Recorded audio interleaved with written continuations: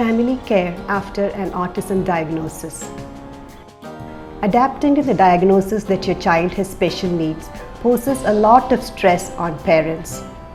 After receiving the diagnosis, parents may go through a big process of change which affects every aspect of their lives, including their physical and mental health, careers, and social life. When you suspect that your child has a developmental delay and you set out to seek information about it, you are met with an overload of information from well-meaning family and friends, including on what kind of professional help to get. After a lot of deliberation, you decide on the doctor to consult, and the consultation is followed by a series of tests and a lot of unfamiliar terms such as neurodivergence, ADHD, ASD, etc. And then, finally, you are handed your child's diagnosis of autism. You learn that autism has no cure and that it has lifelong implications. You're suddenly faced with a lot of questions. Will my child be able to lead a normal life? What does it mean for my family? What do we need to support my child? Who and where should we seek help from? You start to worry about the cost of treatment. You reevaluate your career aspirations, and there is invariably a change in family dynamics with one parent having to give up his or her career.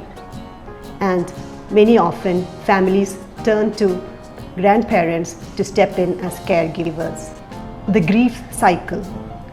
It is very common for parents to grieve for the child that they had hoped to have, the life that they had imagined, the loss of their lives as they know it. It is through the process of grieving that you come to terms with life and make the required changes and adjustments. You might go through various emotional stages and cycles before you adapt with these changes and with your child's diagnosis.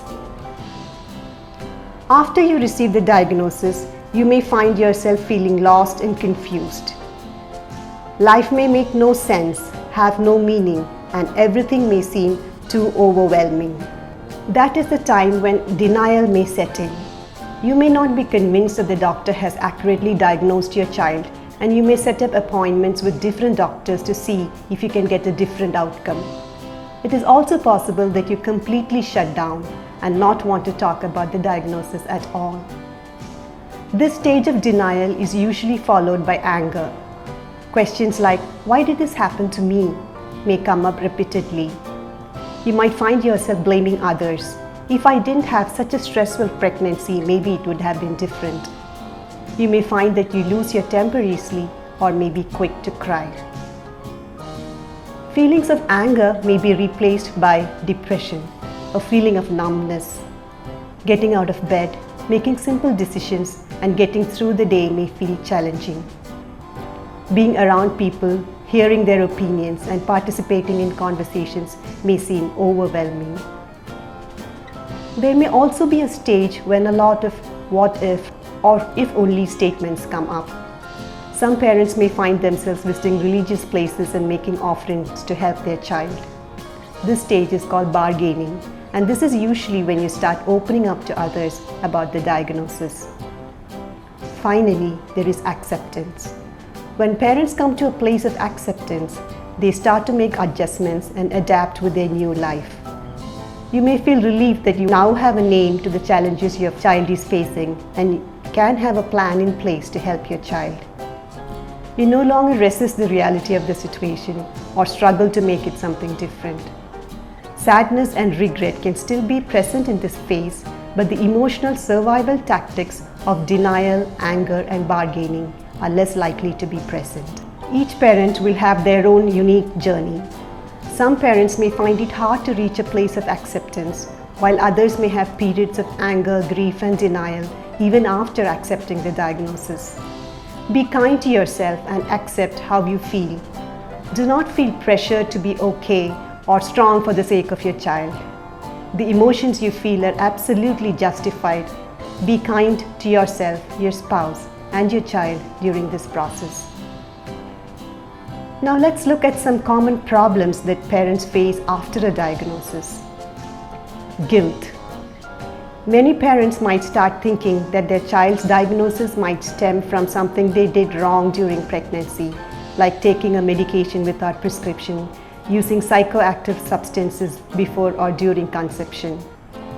This self-blame or blaming the partner only creates stress and depression, which hinders in giving the best possible care to your child.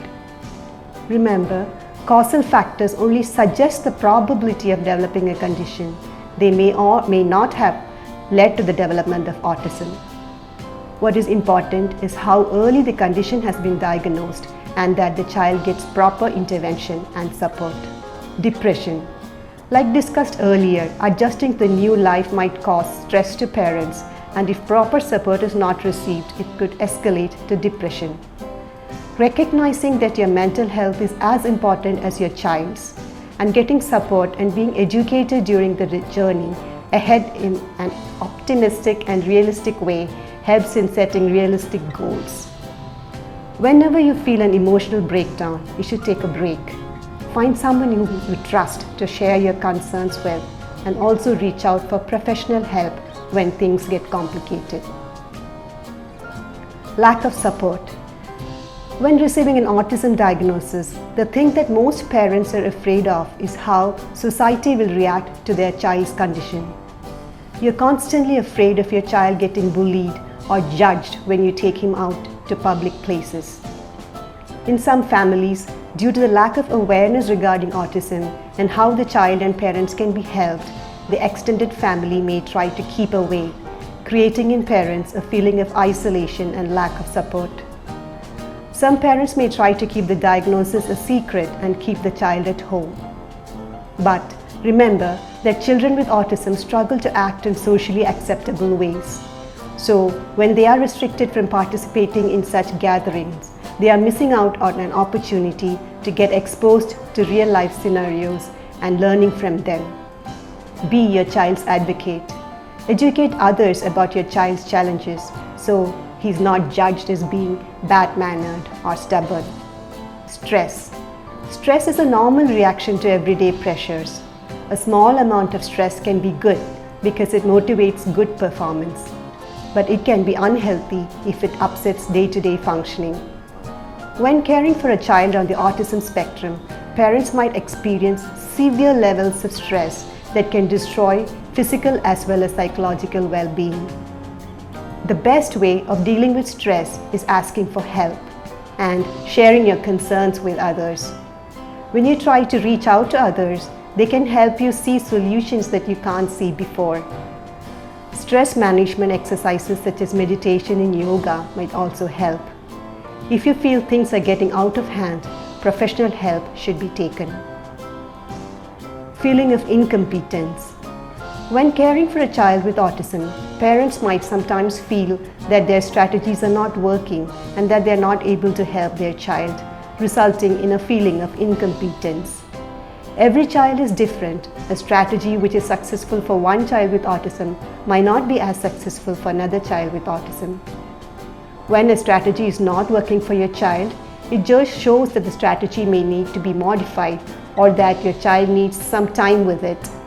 It should not be construed as your incompetence.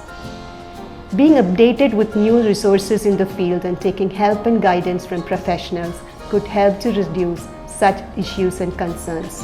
Caregiver burnout. Parents of children with special needs are at greater risk of developing caregiver burnout.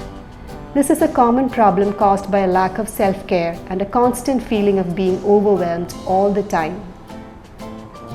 While it's normal to feel stressed and tired as a parent of any child, hitting the point of burnout can be dangerous for you both. The key to reducing or overcoming burnout is to give importance to one's self-care, taking a break whenever needed, and sharing responsibilities, including the care of your child, with other family members. You should avoid thinking that no one can take care of your child as you do. Managing parental stress. We touched upon these briefly when we discussed the challenges that parents usually face, but let's look at ways of coping again. Get yourself as educated as possible regarding autism. This can help to set realistic expectations about your child, thus reducing false hopes and related burnouts. You can get help from the following professionals to know how to intervene with your child better. Psychologists. Psychologists will help work with your child to work on his social skills. Speech-language pathologists. They work on the communication aspects of your child. Occupational therapists will work with your child on his daily living skills. Special educators will find new methods and techniques to coping with academics. Pediatrician will check on the overall health of your child. Taking a break whenever needed. Taking a break might be the thing which most parents forget or don't consider. Many think that without them their child couldn't survive, or no one can take care of their child as they do. They're always on the go and always think about their child and his well-being. This might create issues in parents such as stress and burnout. Making your child your only priority isolates you from your social groups. Taking a break once in a while never makes someone a bad parent. Spend your break on something you love to do, meet friends or go on outings. When taking a break, you should not be concerned about how your child's time away from you is going to be spent. This time away from you is also helpful to your child because he learns to work with various people, which reduces his dependency on you and aids in his journey towards independence in life. Sharing responsibilities in taking care of your child. Marriages might suffer when one of the partners start blaming the other for the child's diagnosis or withdrawing from their responsibilities. This creates a sense of isolation in the parent who takes care of the child. Also, many parents might sacrifice their career for the sake of their child, which they might regret later since they couldn't reach their goals in life. To avoid such issues, parents should support each other in their career and share the responsibility of caring for their child. Taking professional help whenever needed. No matter how strong and resilient you think you are, there are times when you need to have someone whom you trust to share concerns and issues without hesitation. Sometimes a friend or family member might not be enough and you may need to get professional counseling. Please don't hesitate to seek that. Engaging in parental support groups. Parental support groups are invaluable in the journey of parents with children on the spectrum, from helping to find the best places for intervention for your child to connecting with parents who go through similar journeys. Newly diagnosed parents also benefit from hearing from parents who are more experienced in this journey. Always keep in mind to never use such a platform to compare your child with others. Remember, no two children on the spectrum are similar. When used wisely, parental support groups act as a great aid in your autism journey. Points to remember. Never think that you have to handle everything on your own. If you need help, please ask for it. Be ready to share responsibilities with others. Please don't hesitate to take professional help for mental health issues. Educate yourself about autism from reliable sources. Make time for yourself. Take a break while others take care of your child. Give time to other things too.